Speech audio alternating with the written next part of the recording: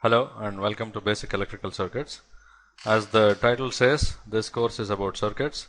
So the first thing we will do is to learn what circuits are all about. Okay.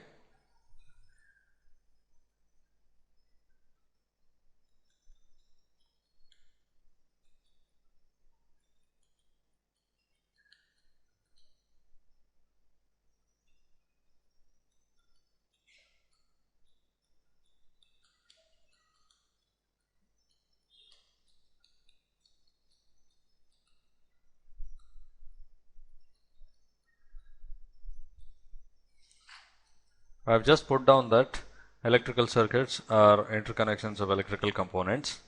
Now, of course, that doesn't explain too much. We will get into more details of that. But what happens in electrical circuits is that there are currents and voltages, okay, which are basically some other representations of charges and fields. Okay, so what happens in electrical circuits is that charges move in certain ways, and they move in interesting ways that carry out certain useful functions. Okay, so unlike a mechanical gadget, in an electrical circuit you don't see any moving parts. Okay, all the action happens inside the wires and inside the components in the forms of charges moving and fields taking on some values somewhere and so on. Okay, so they are necessarily more abstract than mechanical gadgets. So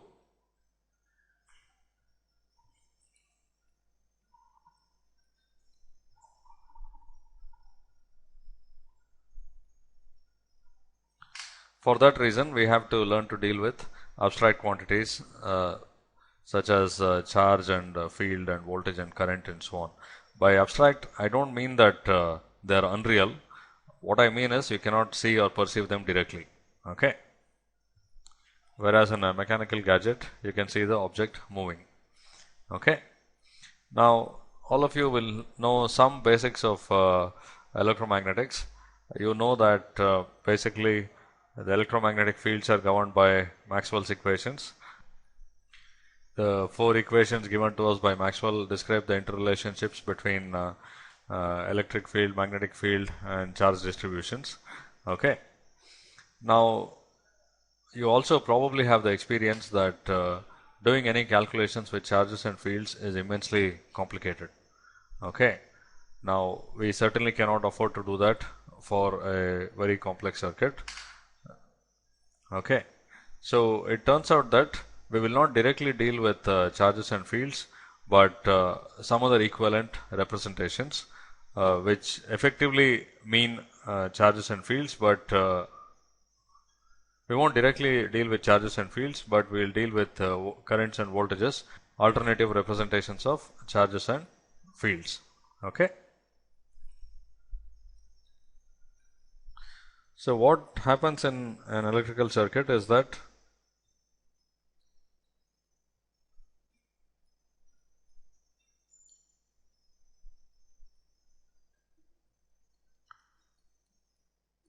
charges move in response to fields, which could be either an electric field or a magnetic field. But like I said, we will not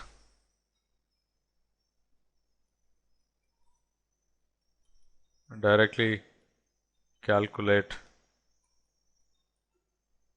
charges or fields. Okay.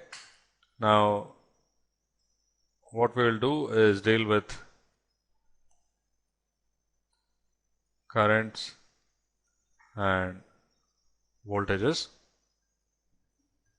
okay, which effectively represent charges and electric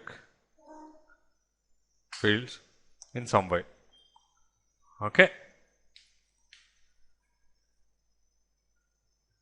This could also be related to the magnetic field as well. Okay.